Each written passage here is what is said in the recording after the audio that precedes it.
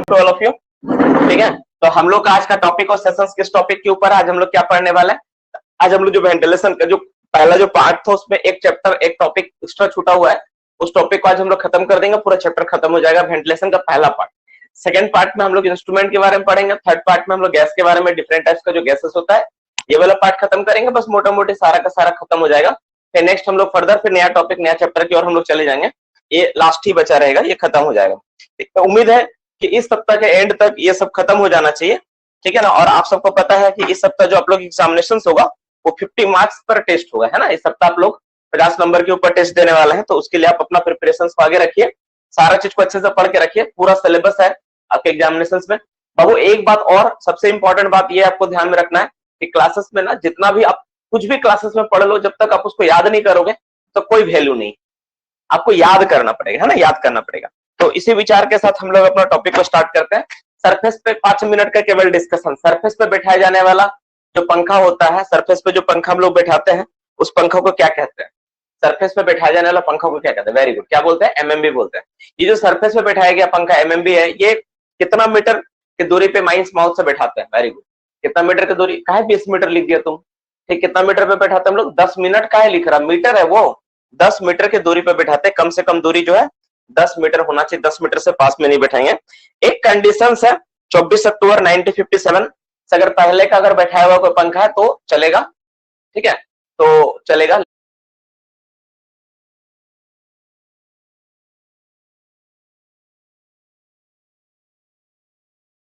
लेकिन बाद बाकी सब 10 मीटर के ये होना है, 10 मीटर पे जितना बैठेगा उसके बाद सब 10 मीटर पे हो।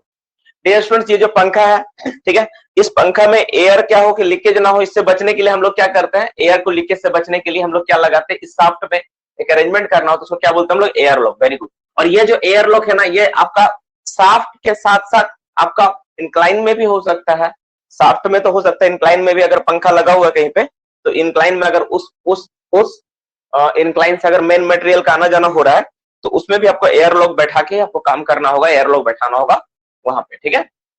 अब हम लोग बात करते हैं कि नेक्स्ट क्वेश्चन पे बात करते हैं, वेरी गुड, जर्मन टाइप का होता है, अच्छा जवाब है। नेक्स्ट, अगर मान लो इनटेक और रिटर्न एयर को आपस में एक दूसरे से क्रॉस करवाना है तो क्रॉस करवाने के लिए जो अरेंजमेंट होता है उसको क्या कहते हैं। इनटेक और रिटर्न एयर को क्रॉस करवाने के लिए, आपस में क्रॉस करवाने के लिए जो अरेंजमेंट हम लोग करते हैं उसको क्या कहते हैं। ये तो बहुत आसान सवाल है, एयर क्रॉसिंग। इसका साइड वॉल का थिकनेस कितना होता है, एयर क्रॉसिंग का साइड वॉल का थिकनेस कितना होता है, साइड वॉल का मोटाई कितना होता है, ये सवाल इंपॉर्टेंट है, that is the very good. कितना होगा मिनिमम, मिनिमम कितना होता है, तो 7.5 सेंटीमीटर का मिनिमम थिकनेस होता है, कितना 7.5 मीटर का थिकनेस होता है, ठीक है, मिनिमम 7.5 सेंटीमीटर थिकनेस होता है, ठीक है। इसके बाद नेक्स्ट क्वेश्चन पे आते हैं, नेक्स्ट क्वेश्चन पे आते हैं, आपको बताना है कि जो हम लोगों का हवा में, ठीक है, हवा में ऑक्सीजन कितना परसेंट से अधिक नहीं होना चाहिए, ठीक है, एयर क्वांटिटी कितना से ज्यादा नहीं होना चाहिए, वेरी गुड, कितना परसेंट ज्यादा नहीं होना चाहिए, एयर कहीं पर भी कितना 19% से ज्यादा हवा नहीं होना चाहिए,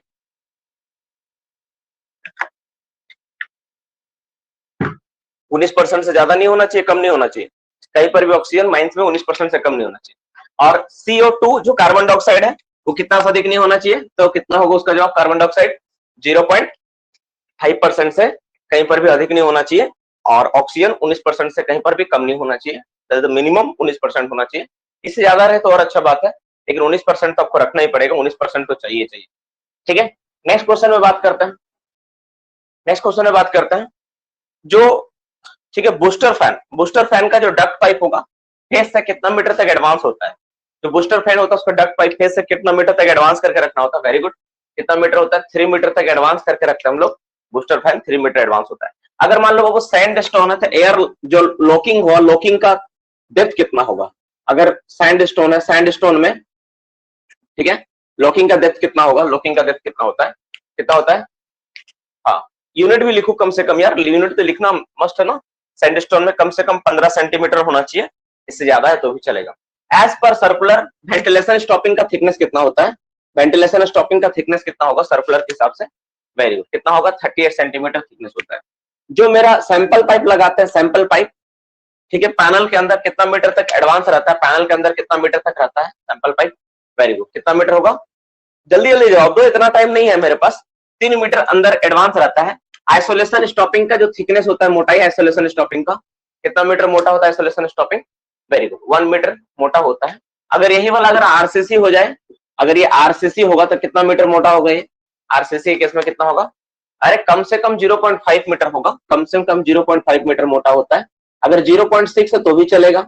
अगर तुम बोलेगा सर 5 मीटर तो भी अच्छा बात है, कोई दिक्कत नहीं, तुमको जितना बनाना बनाओ, लेकिन मिनिमम 0.5 मीटर होना चाहिए, उससे कम नहीं होना चाहिए। ठीक है, नेक्स्ट क्वेश्चन में बात करते हैं। ठीक है, नेक्स्ट क्वेश्चन में बात करते हैं।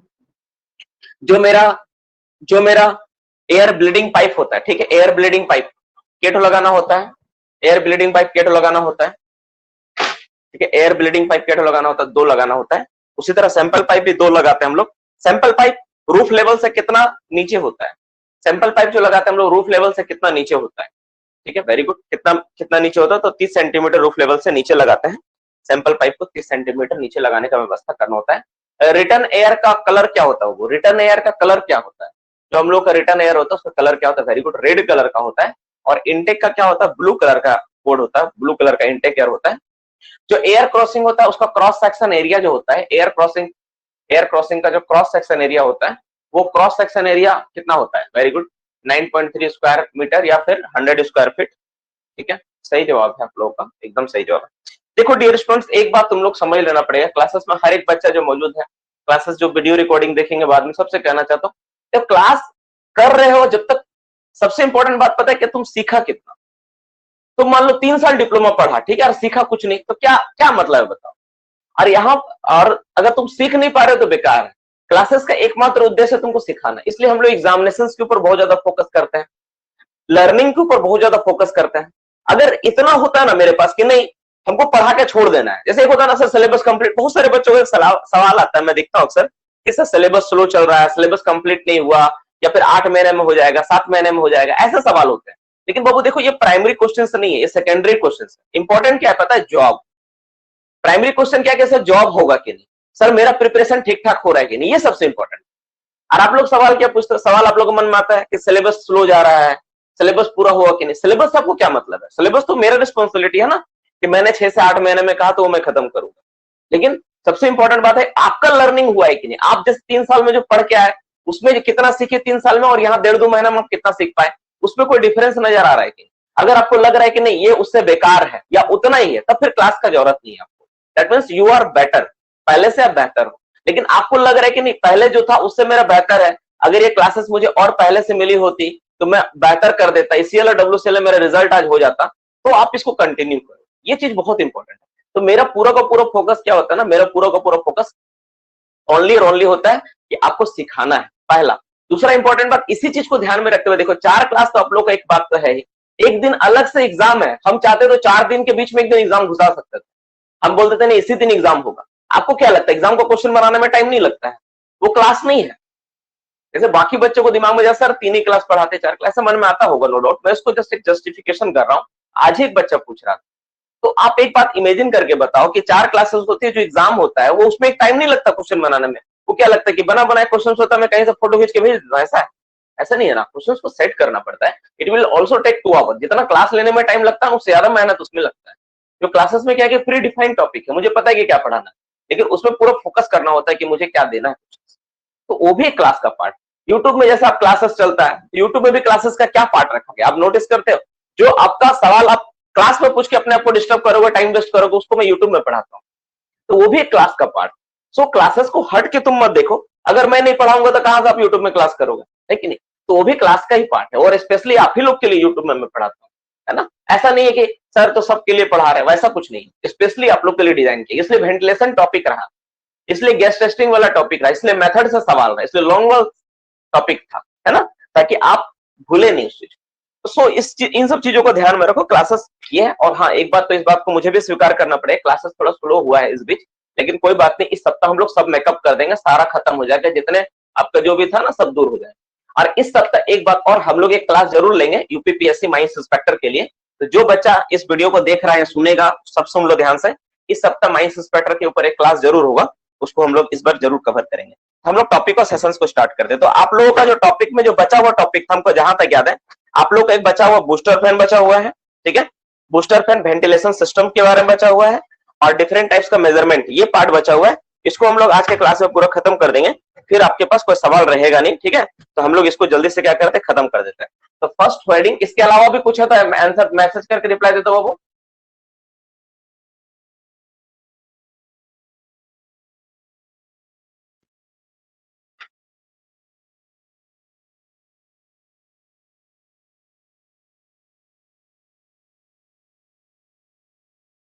ठीक है यार, वेलोसिटी ऑफ एयर बाकी, हाँ वो तो है, टॉपिक का पार्ट है, तो हम लोग उसी में करेंगे। और इसके अलावा कुछ तो नहीं है ना? रेगुलेटर बाकी है क्या? रेगुलेटर, रेगुलेटर कुछ नहीं, बस डेफिनेशन का पार्ट जो पढ़ा है ना, उसी को आप जान जाओगे ना तो वही इनफ है। क्या तो शटरिंग डोर होता है, इसको रेगुलेटर बोलते हैं, ठीक है। उसके बारे में और कुछ ज्यादा डिटेल्स तो मेरे पास भी नहीं है वैसे। चलो हेडिंग दो, booster fan. That is the booster fan.